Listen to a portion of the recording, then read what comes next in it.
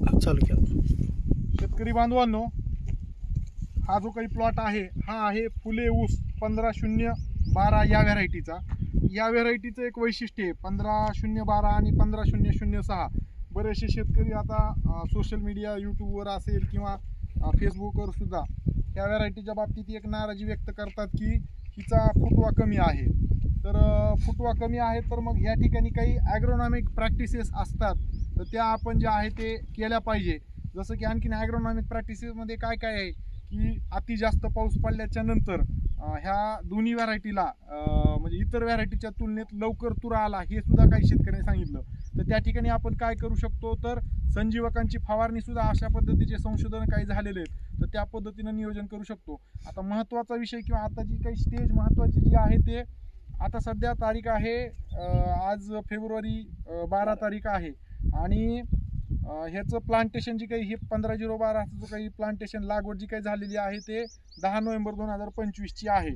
आणि मग तसं पाहायला गेलं तर डिसेंबरचा पूर्ण महिना, जानेवारीचा पूर्ण महिना आणि ह्या दोन्ही म्हणजे नोव्हेंबर आणि हा फेब्रुवारी ह्याचे 10-10 दिवस जर आपण त्या ठिकाणी जर पाहिले तर एक 70-80 दिवस प्लस हा प्लॉट झालेला आहे. अशा परिस्थितीतही अपेक्षित जी काही फुटवे आहेत ह्याच कम्पॅरेटिव्ह आता आम्ही 86-0-32चं पाहायला गेलं तर अक्षरशः 14, 15, 16, 20, 21, 22 पोस्टर फुटवे आहेत. त्या ठिकाणी संख्या नियोजन करण्यासंदर्भात शेतकरी महोदयांना मार्गदर्शन करण्यात आलं. तसंच ज्या ठिकाणी फुटवे कमी असतात किंवा हे 15-0-12ला फुटवे कमी आहेत तर ह्या ठिकाणी काय करायला पाहिजे, ह्या ठिकाणी आपण जे काही येलेले फुटवे आहेत तर ह्यांची समान वाढ होणं हा एक प्रमुख उद्देश. जेठा जो काही एकटाच अन्न खाणार आहे तो एकटाच वाढणार आहे आणि मग बाकीच्यावर त्याचा विपरीत परिणाम होणार आहे.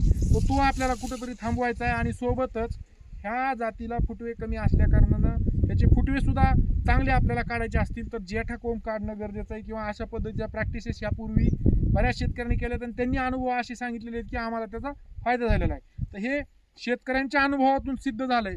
त्याच्यामुळंच आता आम्ही ह्या ठिकाणी शेतकरी महोदयांना सुद्धा ह्या संदर्भात चर्चा केली तर त्यांनी आता त्यांच्या हातामध्ये हे दिसत आहे.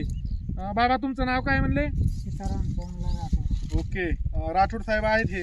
आणि मग हे तुम्ही जेठा आता काढला, आषाढी देऊन काढला, तर हे काही लय अवघड आहे का? त्याला लय इळा बिळा घेऊन सोपं आहे का नाही?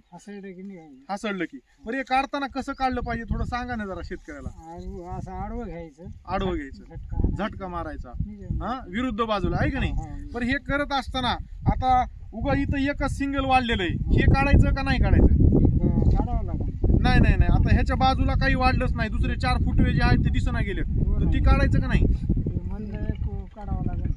नाही. आता आपण इथं काढलं, इथलं काढलं का नाही तुम्ही? तर इथं बाजूचे फुटवे किती होते? 5-6-7 आहे का नाही? कमीत कमी जेठा सोडून 4 फुटवे जर असले तर जेठा काढायचा आहे का नाही? हे लक्षात आलं का तुमच्या? हा, तर मग आता इथून पुढं काढत असताना आता इथं इथं बघा कुठं बी 4 फुटवे आणि एक जेठा कुठं आहे त्याचा एकदा काढून दाखवा आम्हाला जरा. ओके, कांडी धरलाय का नाही? खालून बघा बरं जरा, कांडी धराले का नाही? धराले का नाही? मग मला सांगा हे कांडी धरायलंय हे एकटंच खाऊन घेईल ना? धरायलंय का नाही? मग आता मला सांगा ह्याची समान वाढ होईल का नाही?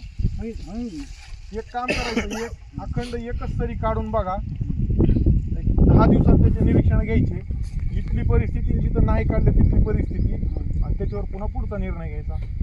सोपं आहे का नाही?